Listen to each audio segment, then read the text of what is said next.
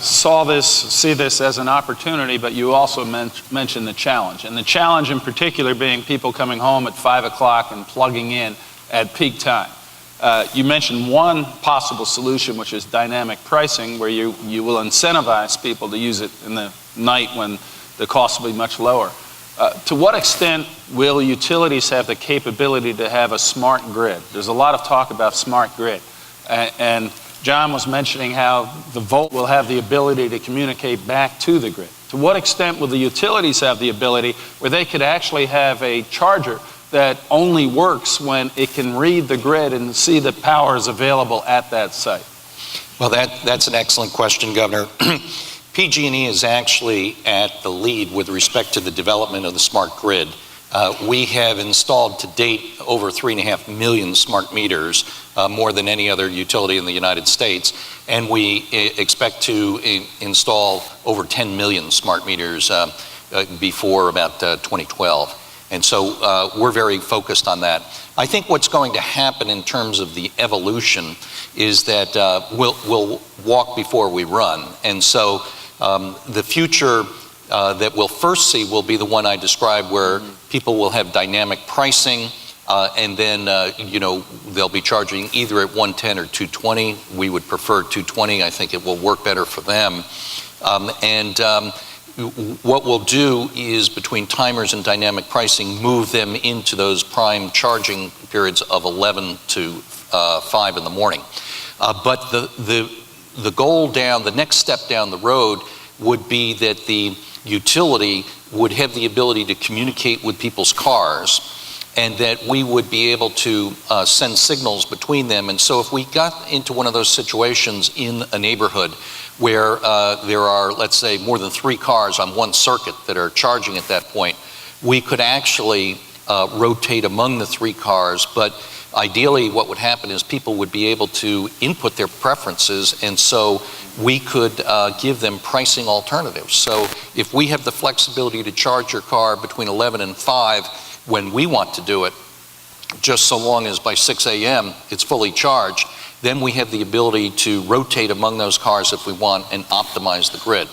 The outlook beyond that is something that you touched on, and that would be the sort of the final stage we're looking at, going out a number of years, and that would be in particular having the ability to do a vehicle to grid provision of electricity. So we could use the batteries in the car.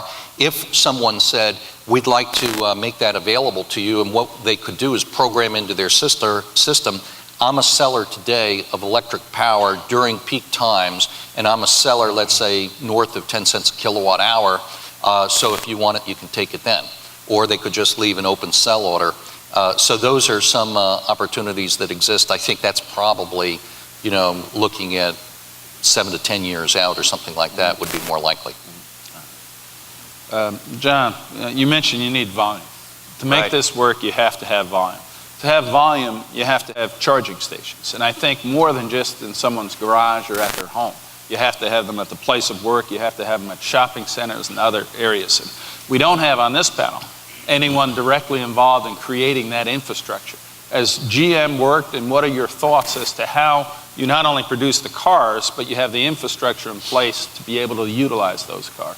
Yeah, I think you're absolutely right. I think, depending on the type of plug-in vehicle you're talking about, charging in multiple locations can become mission critical, as I'd call it. Plug-in hybrids like the Volt, when the battery pack's depleted, it's got hundreds of miles of additional range on its range extender, internal combustion engine, so it's always going to get you home. There are other types of plug-in hybrids, the parallel plug-in hybrids. Those also are going to get you home.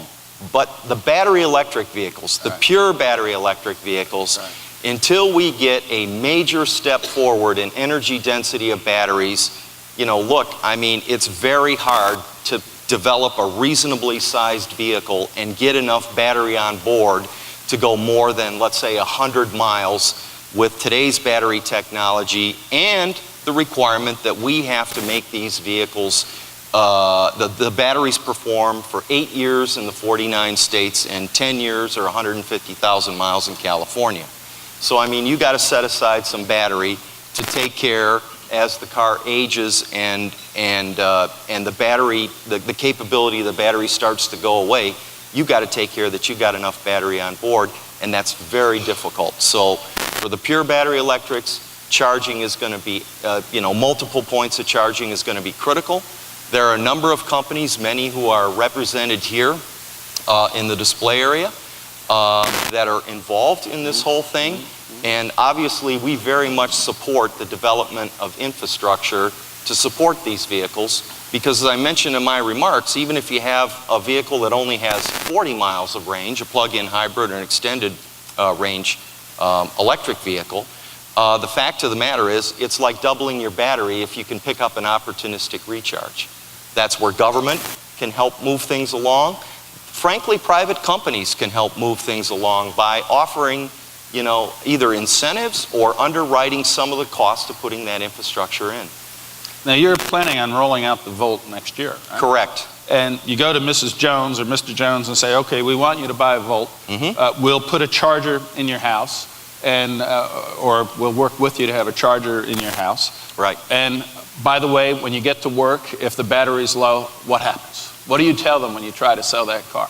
Well, do you have some target areas where you're going to initially market it, where you believe the infrastructure is ahead of the curve? Yeah, we probably will not do, in fact, I'm relatively certain we're not going to do a rollout the way we do with a typical vehicle that sort of everybody understands and really requires no infrastructure support or no training.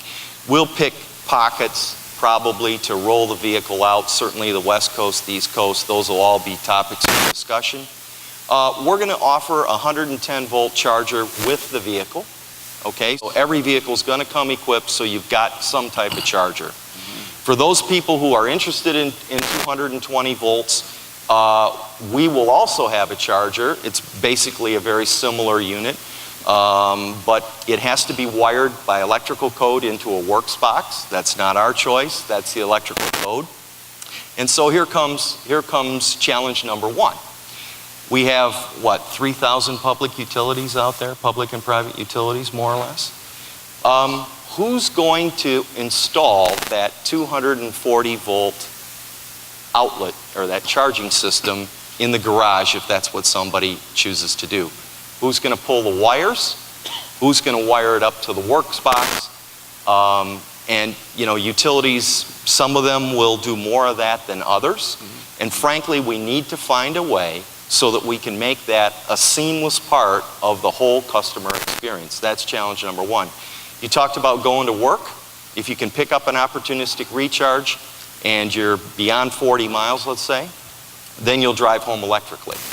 If you don't pick up an opportunistic recharge, then you'll drive home using a little bit of petroleum, and when you get back home, you can plug in and recharge. So the Volt's always going to get you home, but it's going to use some petroleum when it gets beyond that 40-mile range unless we develop infrastructure to address it.